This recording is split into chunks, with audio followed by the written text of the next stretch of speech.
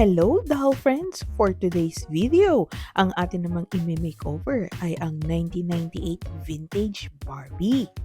Ito ang kanyang current look, magulo at madumi ang buhok at ang damit na lalaglag, maluwag at na dry ang kanyang buhok at ito ang condition ng kanyang mga kamay at ng kanyang mga paa. Halatadong stress na stress na tong Barbie na to. So, let's go to the spa! So, ang first nating gagawin is banlawan ang kanyang buhok at ang kanyang katawan. Then, gamit ang joy na may konting halong tubig at toothbrush na medyo malambot, babrush natin ang kanyang muka. See to it na huwag masyadong madiin ang pagbabrush baka mamaya mawala na yung mukha ni Barbie. Yan, brush din natin ang kanyang katawan, mga kamay niya at ang kanyang paa. And then, banlawan natin siya ng maigi.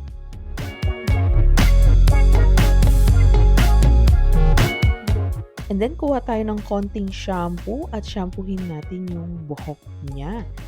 Ayan, kailangan ikalat nyo ng maigi yung shampoo para totally matanggal yung lagkit at dumi sa kanyang buhok. Tapos, banlawan natin ito ng maigi. Gamit ang conditioner or hair spa na nabibili sa Watson na buy one take one. Lagay na natin yan sa buhok ni Barbie. Ikalat nating maigi para lahat ng part ng buhok niya ay merong hair spa. Then, gamit ang hairbrush, brushin natin yung buhok niya. Start muna sa dulo. And then, see to it na dahan-dahan lang ang pagsusuklay. Baka mamaya maputol nyo yung ulo ni Barbie. Then, pwede nyo gawin tong technique na to by layer. Hati-hatiin nyo yung buhok. Ayan ang itsura ng kanyang buhok kapag nasuklay na siya. Then, babad nyo lang ang hair spa for 5 minutes. At habang nag-iintay kayo, magpakulo na kayo ng mainit na tubig at doon natin babanlawan ang buhok ni Barbie. Dahan-dahan nyo lang siyang ididip sa mainit na tubig hanggang sa mawala yung hair spa. Careful kayo guys ha, mainit tong tubig na to, baka mamaya mapaso kayo. Pagkatapos nyo siyang banlawan dito sa mainit na tubig, patuyuin nyo lang yung buhok niya overnight.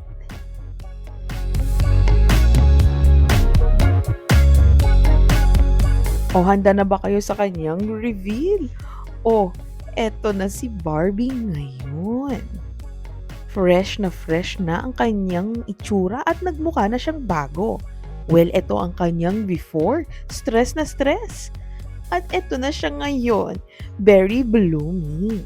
Bumagay din sa kanya yung ginawa kong damit. O diba? Ang ganda! Etong 1998 Barbie na to ay sikat noong panahon niya na talagang minahal naman ng mga Barbie fans. Kita naman ang evolution ng mukha ni Barbie. Etong 1998 Barbie na to, iba na ang kanyang face mold at sweet ang kanyang mukha.